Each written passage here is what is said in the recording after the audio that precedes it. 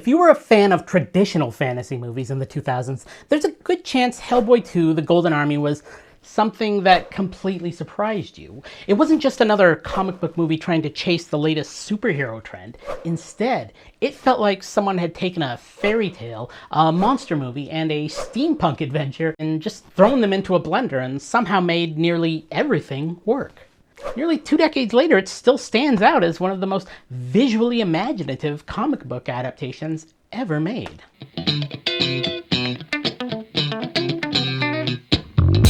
Today, we're continuing our short retrospective on the Del Toro Perlman era films based on the Dark Horse comic book created by Mike Mignola.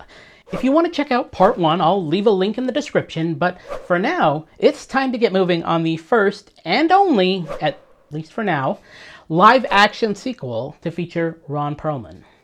Released in 2008, Hellboy II: The Golden Army picks up after the events of the first film, but you really don't have to remember every detail to enjoy it. The story follows Hellboy, the wisecracking demon raised by humans, as he and his supernatural teammates investigate a growing conflict between humanity and the hidden magical world. An ancient truce between humans and magical creatures is beginning to fall apart thanks to the determined Prince Nuada, who believes humans have betrayed nature and no longer deserve to rule the earth. To reclaim his people's place, Nuada sets out to awaken the legendary Golden Army, an unstoppable force of magical, mechanical soldiers capable of conquering the world. Standing in his way is Hellboy, who would honestly rather be watching television with a six-pack than saving civilization for the 100th time. But as always, duty has a way of finding him. Hellboy is once again played by Ron Perlman, who disappears beneath layers of makeup so completely that it's easy to forget that there's a real person under all that red skin and filed down horns. Reprising the role of Liz Sherman is Selma Blair, whose character has matured since the first film, but she's still trying to balance her extraordinary powers with relatively normal relationship. Apart from her impressive career in film, Blair in later years has also become widely admired for her openness about living with multiple sclerosis, raising awareness of the disease while continuing to work in the entertainment industry. Returning as the amphibious psychic Abe Sapien is Doug Jones. Jones is one of Hollywood's true masters of creature performance. Although another actor, David Hyde Pierce, provided Abe's speaking voice in the first film, Jones physically portrayed the character both times, and for the sequel, he was finally allowed to perform the voice himself. If you've ever watched an unforgettable movie monster and wondered who was inside the costume, there's a decent chance it was Doug Jones. His remarkable career includes creatures in Pan's Labyrinth, Shape of Water, Hocus Pocus, Crimson Peak, and the television series Star Trek Discovery. The film's primary villain, Prince Nuada, is played by Luke Goss. His athletic performance as Nuada gives the character an unusual combination of elegance, sadness, and genuine menace. Rather than playing a typical comic book villain obsessed with power for its own sake, Nuada truly believes he's saving his people from extinction, making him one of the franchise's most sympathetic antagonists. Princess Nuala, Nuada's twin sister, is portrayed by Anna Walton.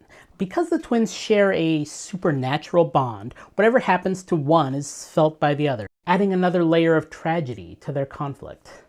The father, King Balor, is played by the wonderful Roy Dotrice. His part in the story is brief, and I really just bring it up for a chance to mention that Dotrice appeared in another of my oddly favorite films, 1992's The Cutting Edge, where he played figure skating coach Anton Pemchenko. Rounding out the team is Jeffrey Tambor, returning as the perpetually exasperated Tom Manning. Tambor was already familiar to television audiences thanks to sitcoms like The Larry Sanders Show, and he later received widespread acclaim for Transparent, while also becoming known to many viewers for his hilariously oblivious father figure in Arrested Development. One of the most entertaining additions is Johann Kraus, an ectoplasmic being who lives inside an elaborate containment suit and has absolutely no patience for Hellboy's reckless approach to monster hunting.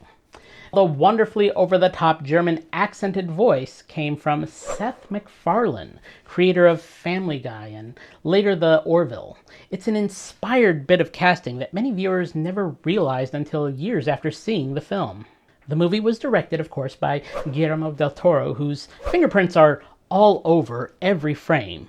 By 2008, Del Toro had already developed a reputation as one of cinema's great visual storytellers, thanks to films like Cronos, The Devil's Backbone, Blade 2, and especially Pan's Labyrinth, which had earned widespread critical acclaim only 2 years earlier. Rather than treating monsters as simple villains, Del Toro has always been fascinated by creatures, folklore, and the blurred line between beauty and horror. That philosophy makes him a perfect match for Hellboy, a hero who literally looks like the end of the world, but spends most of his time trying to keep that from happening. And that's really the heart of Hellboy 2.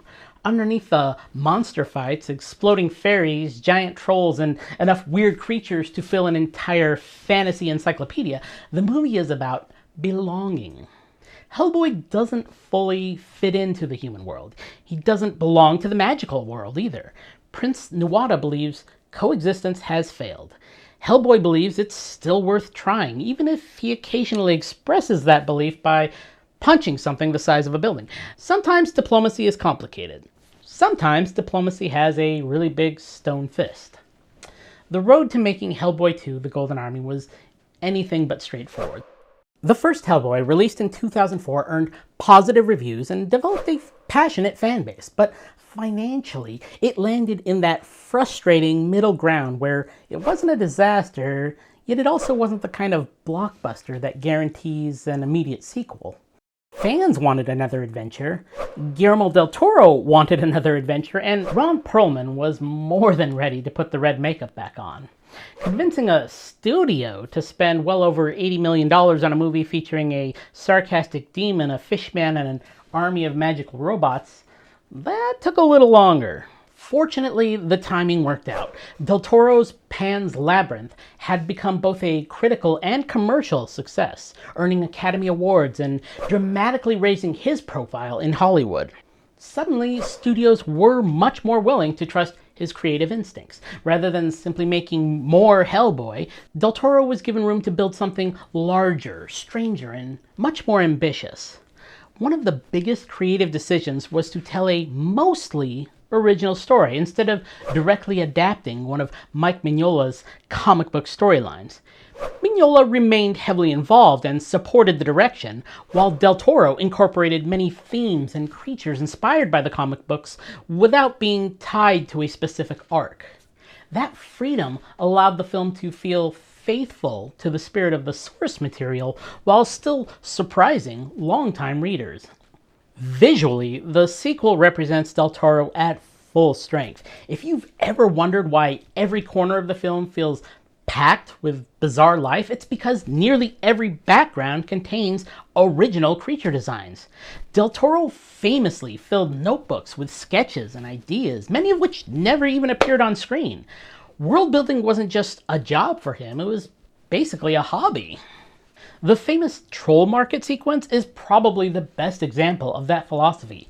Hidden beneath the streets of New York is an enormous underground marketplace where magical creatures of every imaginable shape go about their daily business. Rather than creating a generic fantasy city using computer graphics, the production relied heavily on practical makeup, elaborate costumes, animatronics, puppets, and detailed sets. Every direction the camera turns reveals another strange citizen doing something completely unrelated to the main story. It feels less like a movie set and more like the audience accidentally wandered into an entirely different civilization.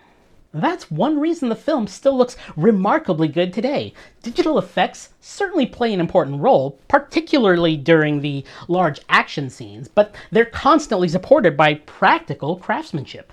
The actors are often interacting with real costumes, real creatures, and real environments instead of empty green screens. Even when computer-generated imagery appears, it usually blends into a world that already feels tangible. Doug Jones deserves an enormous credit here. Throughout his career, he's demonstrated an almost unbelievable ability to communicate emotion while buried beneath layers of makeup and prosthetics. In Hellboy II, he doesn't just portray Abe Sapien, he's also performing as the Chamberlain, a goblin-like servant to the royal family, and as the unforgettable, mystical Angel of Death.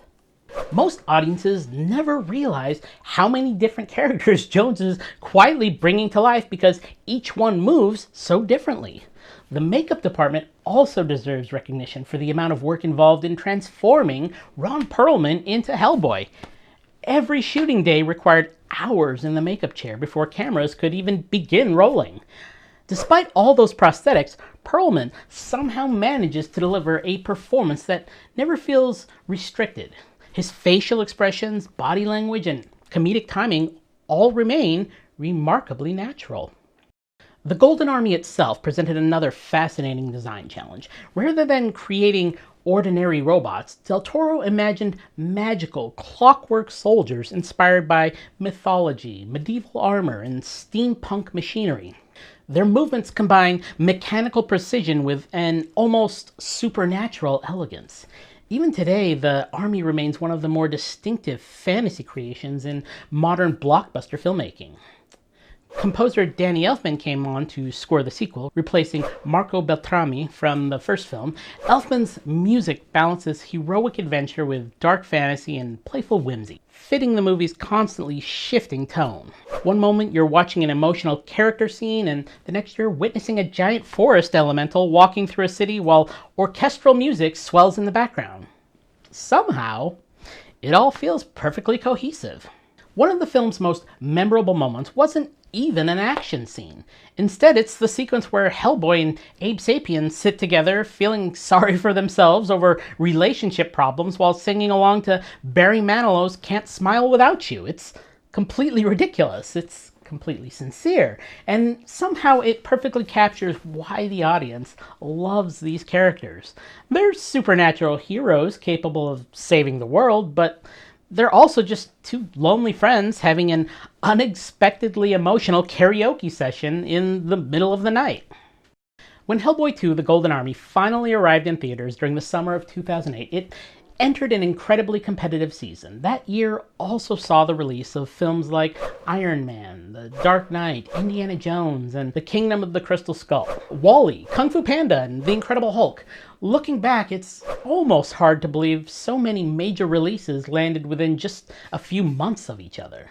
Despite the crowded schedule, Hellboy 2 performed respectably at the box office and generally received stronger reviews than its predecessor. Critics praised its imagination, visual creativity, practical effects, creature designs, humor, and Guillermo del Toro's unmistakable artistic vision. Even reviewers who weren't especially invested in comic book movies often admitted that this felt refreshingly different from the increasingly formulaic superhero landscape. Financially, though, the numbers were more complicated. The movie earned enough to become considered successful, but not enough to convince studios that a third installment represented a safe investment. For years afterward, fans campaigned for Hellboy 3. Ron Perlman repeatedly expressed his willingness to return, and Guillermo del Toro frequently discussed ideas for concluding the trilogy. Unfortunately, scheduling challenges, financing concerns, and changing studio priorities gradually pushed the project further out of reach. Eventually, the franchise took a different path entirely, with a reboot instead of continuing Del Toro's storyline. That decision remains controversial among longtime fans because Hellboy 2 never truly received the conclusion it seemed to be building toward. The sequel ends with several character arcs pointing towards a larger future, leaving audiences to imagine what might have happened if the trilogy had been completed. Ironically, the lack of a third film may have strengthened the Golden Army's reputation over time. Instead of being remembered as simply a middle chapter of a trilogy, it has become something of a cult favorite. A movie that many fantasy fans revisit because it represents a style of blockbuster filmmaking that has become increasingly rare. It's a film driven less by shared cinematic universes and sequel setup than by one filmmaker's imagination overflowing onto the screen.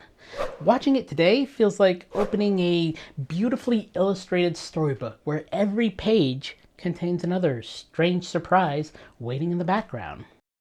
One of the reasons Hellboy 2 has aged so gracefully is that it's interested in much more than spectacle. The action is entertaining, but it's never the point. At its core, the story is about identity, responsibility, and whether two very different worlds can ever truly coexist. Hellboy spends the entire film caught between what he is and who he wants to be. Everyone expects him to become the beast of the apocalypse, yet he'd much rather complain about paperwork, eat junk food, and spend time with the people he loves. That's a much more relatable problem than how do I stop an army of indestructible golden robots? Most of us don't have that robot issue. At least, not yet. Prince Nuada is also far more layered than the average fantasy villain. He's certainly dangerous, but his motivations aren't entirely unreasonable. Humanity has expanded across the world, polluted ecosystems, and driven countless species towards extinction. From Nuada's perspective, the magical creatures have simply been the first victims.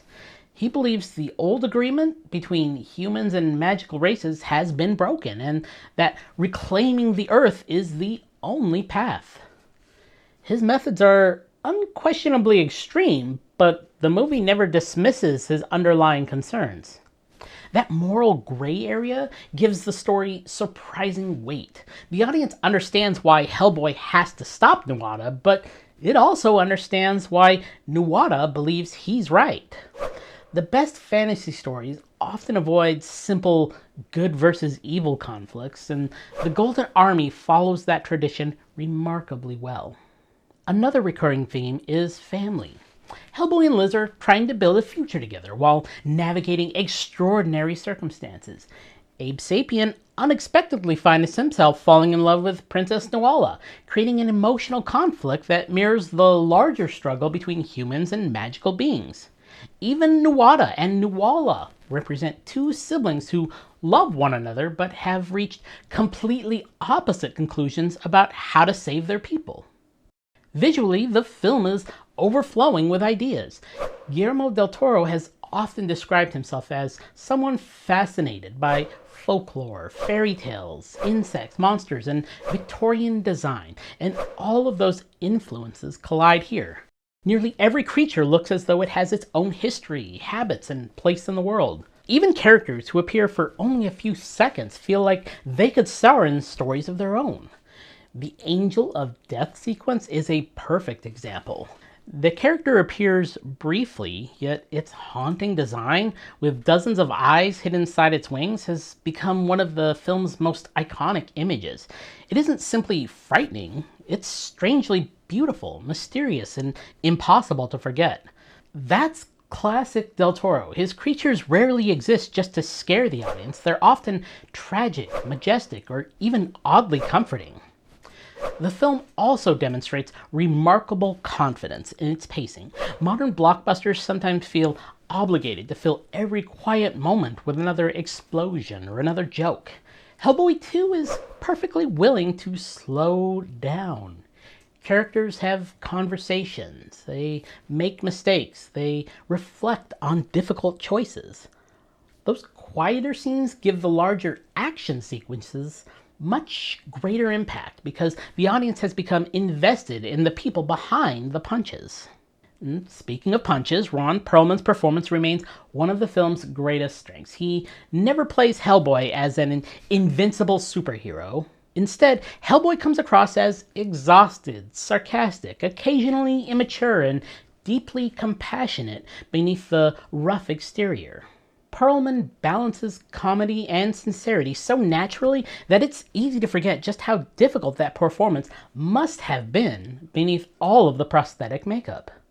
Then there's the practical craftsmanship. While computer-generated imagery has advanced enormously since 2008, practical creature effects still possess a tactile quality that's difficult to duplicate digitally. Costumes wrinkle, masks catch the light differently from synthetic textures. Puppets occupy real physical space. Those details may seem small individually, but together they help create a world that feels genuinely inhabited. That doesn't mean that digital effects have become obsolete either. Instead, the film uses them as another artistic tool rather than allowing them to dominate every frame. The result is a style that feels cohesive years later, especially when compared with some effects-heavy films from the same era that now look noticeably dated. It's also worth remembering that this movie arrived before every major comic book adaptation settled into a familiar formula. While the superhero genre has produced many outstanding films since then, Hellboy 2 occupies its own corner of that landscape. It isn't trying to launch a cinematic universe. It isn't planting seeds for 6 future spin-offs. It simply wants to tell one imaginative fantasy adventure from beginning to end. Though, of course, it left opportunity for a third installment, which most of us would have been more than happy to see. Over the years, appreciation for the film has continued to grow. Many viewers who discovered it on home video or streaming have come to see it as one of Del Toro's defining works. While films like Pan's Labyrinth and The Shape of Water often receive more awards attention, Hellboy 2 showcases the same fascination with outsiders, misunderstood creatures, and richly detailed fantasy worlds, only filtered through the lens of a comic book adventure. The unfinished trilogy remains one of those great what-if stories in modern genre filmmaking. Fans still wonder where Hellboy's journey would have gone, particularly after the film hints at enormous changes for several of its main characters. While it's disappointing that vision was never fully realized, The Golden Army still works remarkably well as a standalone adventure. Perhaps that's why it continues to find new audiences. It rewards repeat viewings because there's always another creature tucked into the background.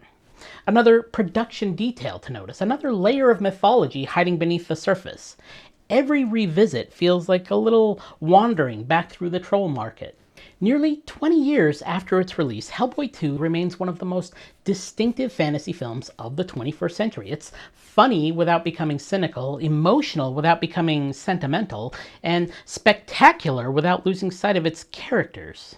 Most importantly, it reminds us that monsters aren't always the villains. Sometimes they're the heroes, and sometimes the biggest, reddest, grumpiest monster in the room ends up being the most human person of them all. That's a pretty fitting legacy for a film that never stopped believing that even the strangest creature deserves a place where they belong.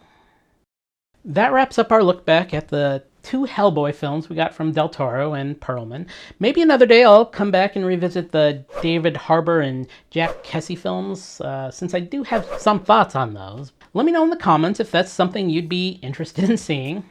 For our next series of films, we're setting off on a most excellent adventure through time and space. Eventually heaven and hell too, but first things first.